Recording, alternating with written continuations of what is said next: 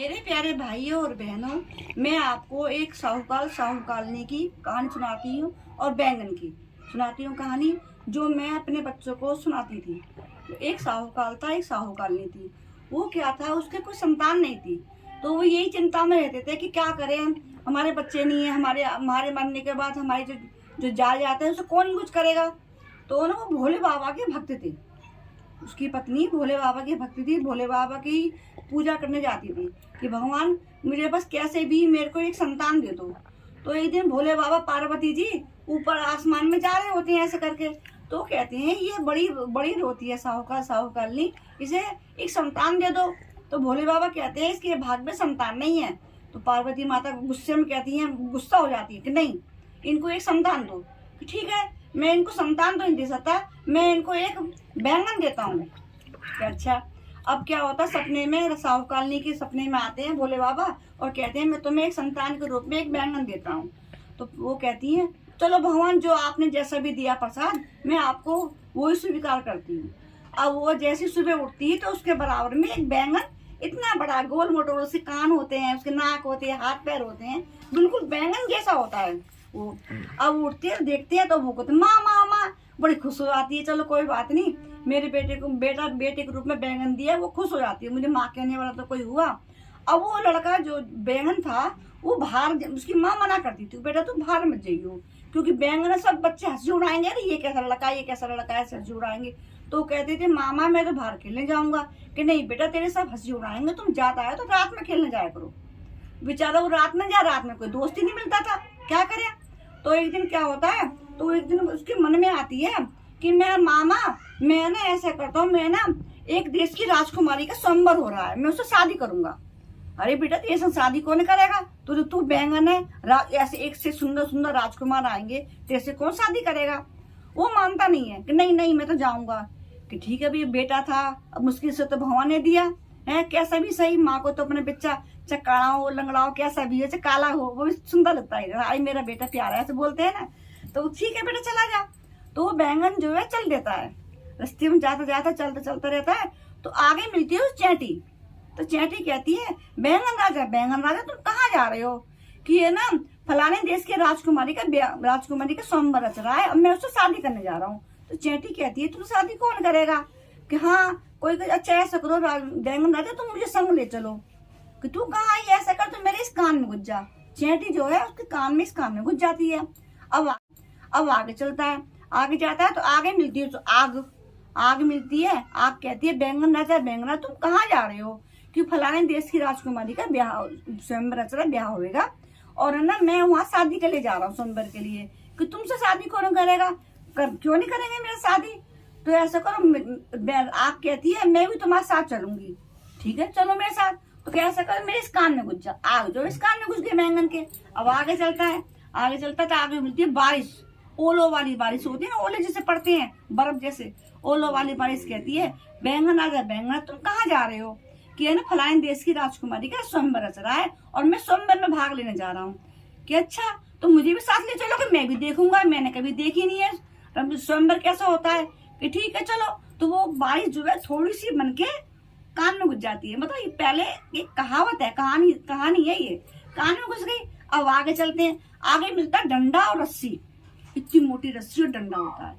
वो चलते हैं आगे कि बैंगन राजा तुम कहाँ जा रहे हो। कि फलाने देश की राजकुमारी का ब्याह है और मैं स्वयंवर में जा रहा हूँ शादी के लिए। कि अच्छा मैंने भी कभी शादी नहीं देखी है, मुझे नहीं चलोगे, चल तू भी चल।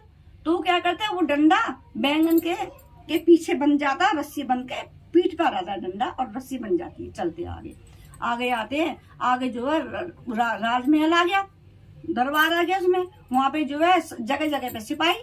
अब वो सब सिपाही उस बैंगन को देख के हंसते हैं, ये कैसा लड़का है, बोलता भी चालता भी, बैंगन से लुढ़कता जा रहा है, सब हंसते हैं। तो उससे कहते हैं मैं राजकुमारी शादी करने जा रहा हूँ, तो और हंसते हैं, उसको देख देख के हंसते हैं। फिर ज्यादा स्वयंवर हो रहा होता है, स्वयंवर में बहुत देश के राजकुमार होते हैं, बहुत सुंदर सुंदर कुर्सियों पे बैठे होते हैं।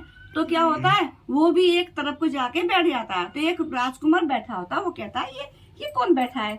तो कहता है मैं राजकुमारी शादी करूंगा। तो हंस पड़ता है राजकुमार, कहते हैं ये करेगा, चल कोई बात नहीं, ऐसा कर तुम मेरे बराबर में बैठ जा। सिंहासन तो बहुत बड़े होते हैं सबके, तो उसके वो जो राजकुमार जो था उस बैंगन को अपने बराबर में बिठा लेता है।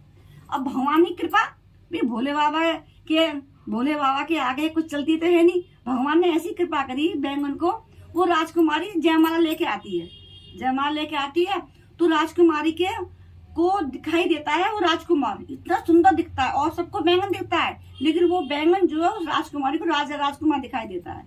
और वो जयमाला लेके आती है, सब अपने अपने गर्दन करते हैं, मेरी गर्दन डालेगी, मेरे गर्दन राजकुमार डाली, किसी के में नहीं डालती। और जाके बैंगन ने गले में उसने जयमाला डाल दी।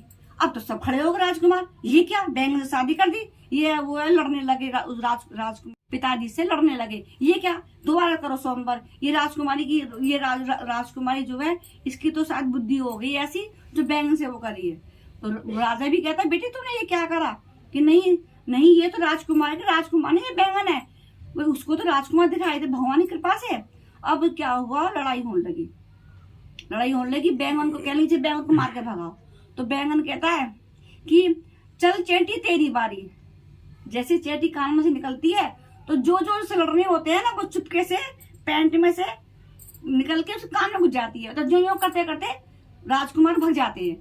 अब जो राजकुमार तो भाग गए, जो रह गए थे ना तो बैंगन राजकुमारी को लेके जा रहा होता है। राजा कहता है अब तो तेरी शादी तो हुई है, उसको विदा करता है अपनी बेटी को बैंगन के संग।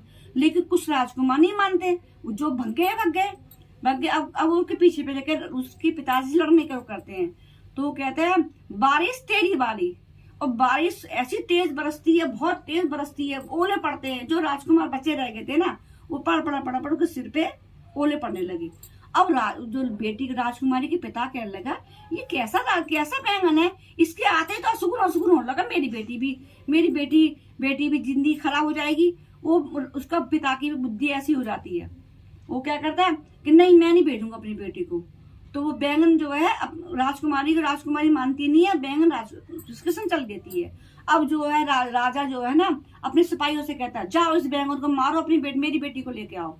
है तो जैसे ही बैंगन और राजकुमारी जा रहे होते हैं दरबार, बिल्कुल मेन दरबार पे आ जाते हैं। तो एक संग वो बैंगन कहता है ये तो मान नहीं रहे। तो फिर कहते आग तेरी बारी।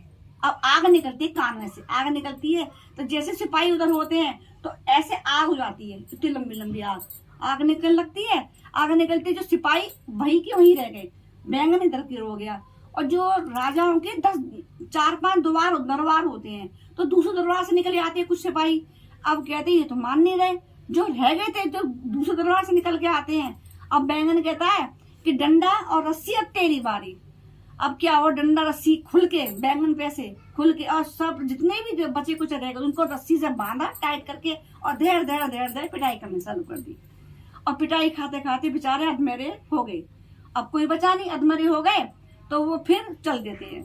जो डंडा था, रस्सी थी, वो जो थे चारों दोबारा उसके बैंगन कान में आ जाते हैं, रस्सी बन जाती है, चलते हैं। और जहां पे उनको जैसे रस्सी मिली, पहले रस्सी अपनी जगह उतर गई, जहाँ पे आग मिली आग अपनी जगह उतर गई, बारिश अपनी जगह उतर गई, चैटी अपनी जगह उतर गई। अब वो अपने माँ के पास जाता है साहू काली। अब वो बेचारी कहती है मेरा बैंगन चला गया, कि तो भगवान ने बेटा दिया, वो भी चला गया। अब क्या वो रोती है तो आता है दरबार में, मामा खोल के बाहर, अरे मेरा बेटा आ गया।